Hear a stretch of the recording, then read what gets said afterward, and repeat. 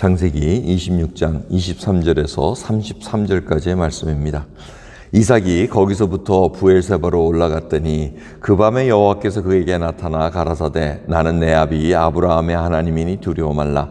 내 종 아브라함을 위하여 내가 너와 함께 있어 내게 복을 주어 내 자손으로 번성케 하리라 하신지라. 이삭이 그곳에 단을 쌓아 여호와의 이름을 부르고 거기 장막을 쳤더니 그 종들이 거기서도 우물을 팠더라. 아비멜렉이 그 친구 아우삭과 군대장관 비골로 더불어 그랄에서부터 이삭에게로 온지라. 이삭이 그들에게 이르되 너희가 나를 미워하여 나로 너희를 떠나가게 하였거늘 어찌하여 내게 왔느냐. 그들이 가로되 여호와께서 너와 함께 계심을 우리가 분명히 보았으므로 우리의 사이 곧 우리와 너희 사이에 맹세를 세워 너와 계약을 맺으리라 말하였노라. 너는 우리를 해하지 말라. 이는 우리가 너를 범하지 아니하고 선한 일만 내게 행하며 너로 평안히 가게 하였음이니라. 이제 너는 여호와께 복을 받은 자니라. 이삭이 그들을 위하여 잔치를 베풀매 그들이 먹고 마시고 아침에 일찍 일어나 서로 맹세한 후에 이삭이 그들을 보내매 그들이 평안히 갔더라. 그날에 이삭의 종들이 자기들의 판 우물에 대하여 이삭에게 와서 고하여 가로되 우리가 물을 얻었나이다 하매 그가 그 이름을 세바라 한지라. 그러므로 그 성읍 이름이 오늘까지 부엘세바더라. 아멘. 이삭이 어저께 말씀에 의하면 르호봇이라는 넓은 평지를 찾아서 넓은 공간을 찾아서 이제 여기서 번성하리로다 하였는데 오늘 23절 보면은 거기서부터 부엘세바로 올라갔다고 되어 있습니다. 그러니까 또 무슨 일이 생겼다는 겁니다. 번성하려고 넓은 공간에 하나님이 이렇게 주셨습니다 했는데 이게 무슨 일이 있는지 또 옮겼습니다. 아시겠죠? 짐작한데 분명히 또 이 블레셋 족속들이 또 힘들게 했다는 얘기죠. 그래서 이렇게 올라갔습니다. 그런데 하나님께서 위로를 주십니다. 처음 24절 보시면은 두려워 말라 이렇게 얘기합니다. 그 상태는 바로 이삭이 두려워하고 있었다는 겁니다. 그 르호봇에서 좀 평안히 번성할 줄 알았더니 이게 또 어려움을 당해가지고 또 옵니다. 그것도 자의가 아닌 타의에서 온 겁니다. 그리고 걱정스러울 겁니다. 이게 또 이곳에 와서 이게 제대로 정착이 될 수 있을까? 물은 제대로 있을까? 여러 가지 고민이 많았다는 겁니다. 근데 하나님께서 이제 위로를 주십니다. 여러분 우리가 꼭 기억해야 될 것은 우리의 지금 두려움과 앞을 모르는 상황이 놓여져 있습니다. 막막한 상황이 있습니다. 하지만 거기서 하나님의 위로가 아니고선 하나님의 말씀이 아니고선 우리를 위로할 것이 아무것도 없다는 것입니다. 이삭은 바로 그 위로를 받고 어떻게 합니까? 예배를 드립니다. 단을 쌓고 여호와의 이름을 불렀더라. 이름을 부른 것은 바로 하나님을 경배했다는 것입니다. 자신이 이제는 아버지 아브라함을 통해서 배웠던 신앙이 이제는 점점 자기 개인 하나님으로 와닿는 것입니다. 이제는 하나님 이름을 부르면서 이제 또 다시 한번 자기의 신앙의 여정을 시작하는 것을 볼 수 있습니다. 저희들도 하나님의 이름을 불러야 됩니다. 우리 주 예수 그리스도를 통해서 개인적으로 관계를 맺으면서 우리로 하여금 뭉쳐서 가는 것이 아니라 각 개개인을 부르시면서 거기에 맞춰서 우리로 하여금 신앙의 여정을 갖게 하십니다. 우리가 반응을 보여야 될 것은 진정한 예배, 정말 하나님 앞에 겸손하면서 그것이 어디가 됐든 하나님의 이름을 부르며 순종의 일을 걸어가는 것입니다. 그러면서 거기서 이제 우물을 또 팠다고 얘기합니다. 생명의 수를 또 위에서 팠다는 것입니다. 근데 그러한 시간에 아비멜렉 이 왕이 자기 친구 아히우삿 아마 참모쯤 되겠죠. 지혜로운 자가 될 거라 봅니다. 그리고 군대장관 비골이 와서 평화 조약을 맺자고 합니다. 근데 이삭이 여기서 얘기하는 거 보면 뭐 때문에 왔느냐? 네가 나를 쫓아냈는데 미워해서 쫓아냈는데 왜 여기까지 와서 또 나를 쫓아내려고 그러냐? 어떻게 보면은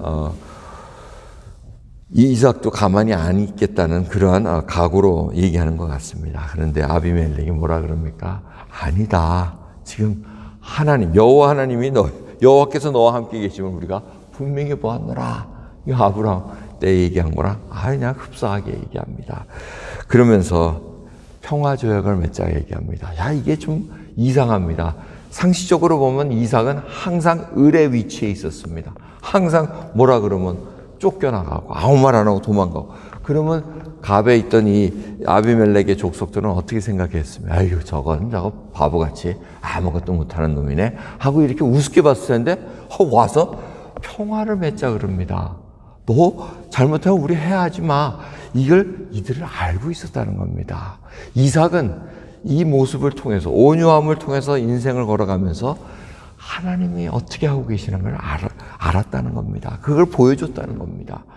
이게 참 중요합니다. 우리가 그 사이에 있었던 일들을 자세히는 알 수 없습니다. 이삭이 우물을 포기하고 도망갈 때, 천천히 나갈 때 아마 하나님께서 그 족속들, 쫓아낸 족속들에게 가만히 두지 않았을까 싶기도 하고요. 뭔가 그쪽에서 어이구 쟤 쫓아냈더니 뭔 이렇게 나쁜 일만 생기냐? 뭐 이런 식으로 뭔가가 있었을 겁니다. 그러면서 그들이 이거 왜 그러지?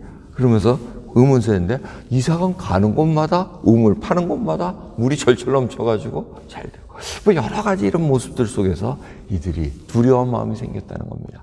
여러분 오늘 이 말씀을 통해서 우리가 생각해야 될 것은 사람의 마음을 움직이는 것은 하나님뿐입니다. 우리가 뭘 가지고 굽실대고 뭘 위해서 하고 뭐 이런 거 가지고는 움직일 사람들이 아닙니다.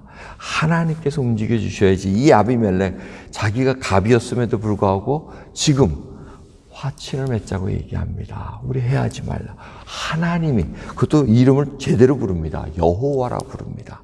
여호와가 계시는 것을 알게. 하나님의 이름을 부르면서 이제는 우리 해하지 말고 나도 해하지 않게 하지 않았느냐. 내가 그냥 조용히 보냈다는 얘기죠. 얼마든지 네가 나 쫓겨나갈 때 훔칠 수 있고 강탈하고 죽일 수도 있었는데 그러지 않았느냐. 나도 너를 나름대로 선하게 대하지 않았냐. 그러니 좀 이제 화친 조약을 제대로 맺자 하고 이렇게 얘기합니다. 그래서 그들이 또 화친을 잘 맺고 하룻밤 자고 그 다음에 보내고 우물을 판 곳에서 물이 나왔다는 기쁜 소식이 나옵니다. 그래서 그 이름을 세바, 성읍이 부엘사바, 아브라함 때 불렀던 이름을 이삭이 정말 한 70년 지난 후에 다시 또 그 이름을 부릅니다. 이 모든 상황을 볼 때 하나님께서 주관하신다는 것을 봐야 됩니다. 오늘 이 귀한 하루가 시작됩니다. 하나님의 타이밍에 저희들이 지금 움직이고 있습니다. 그분의 손길을 통해서 그분께 간구하고 정말 우리가 말할 수 없는 답답함과 막막함이 있다면 그걸 하나님께 아뢰면서 하나님께서 움직여 주시기를 바라는 귀한 기도 시간 갖기를 소원합니다. 기도하겠습니다. 하나님 감사합니다. 이 이삭의 그 말씀을 통해서 다시 한번 저희들이 우리의 여정을 비춰봅니다. 우리도 무던히 온유하려고 애를 썼으나 정말 어느 순간에는 불뚝불뚝 우리의 심정대로 하고 싶은 생각들이 있습니다. 하지만 하나님께서 사람의 마음을 움직여 주셔야 모든 것이 이루어지는 것을 다시 한번 깨닫기에 오늘도 하나님의 손에 모든 것을 올려드립니다. 붙들어 주시고 인도해 주시옵소서. 저희 힘으로는 아무것도 할 수 없음을 고백드리오며 하나님의 능력의 손에 맡겨드리오니 인도해 주옵소서. 감사드리며 예수 그리스도의 이름으로 기도드리옵나이다. 아멘.